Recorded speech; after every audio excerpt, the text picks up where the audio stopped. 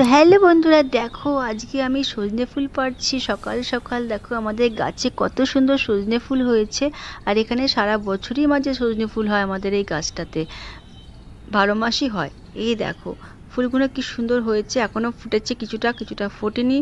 তো এখান থেকে যেগুলো ফুটেছে আমি সেটা তুলে নিচ্ছি, নিয়ে গিয়ে আমি একটা সুন্দর রেসিপি বানাবো আর তোমাদের সঙ্গে সেটা শেয়ার করব।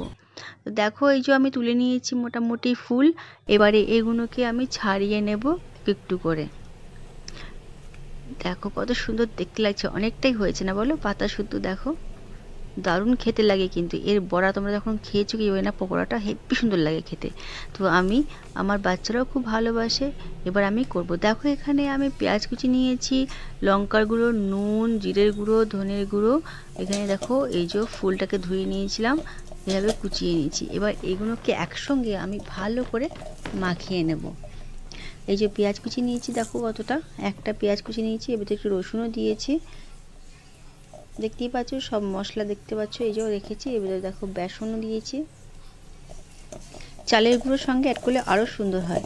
তো এখন চালের গুঁড়ো নেই, যার জন্য আমি এই বেসনটা দিয়ে সব মশলা দিয়ে ভালো করে এটাকে মাখিয়ে নিচ্ছি। দেখো এই যে এটাকে একটু ভালো করে নুন দিয়ে মাখালে জল বেরোবে আস্তে আস্তে, আর সুন্দর হয়ে যাবে। তো মাখানো প্রায় হয়ে এসছে।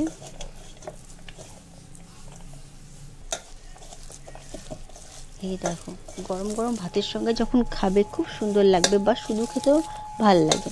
তো এই যে মাখানো প্রায় দেখো হয়ে এসছে, ভালো করে চটকে নিয়েছি হাত দিয়ে। এর ভিতরে একটু কালো জিরে দিয়ে দিলাম। কড়াই বসিয়েছি, তেল গরম হয়ে গেছে। এবারে আমি এই যে বড়াগুলো ভেজে নিচ্ছি। দেখো ফুলগুলো একটু একটু করে দিচ্ছি, আর সুন্দর করে লাল লাল করে আমি ভেজে নেব। চারটে দিয়েছি, এটা ভাজা হয়ে গেলে আবার বানাবো। এই দেখো আরও দিচ্ছি, ওখানে আরেকটা হয়ে গেল, আরেকটা হয়ে যাবে, তো দিলাম না।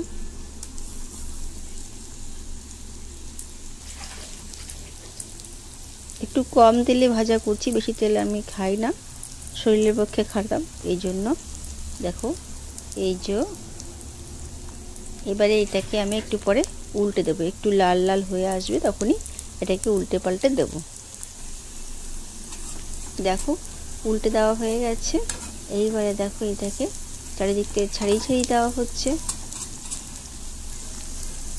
একটু লাল লাল করে ভাজা ভাজা করবো, বাদামি।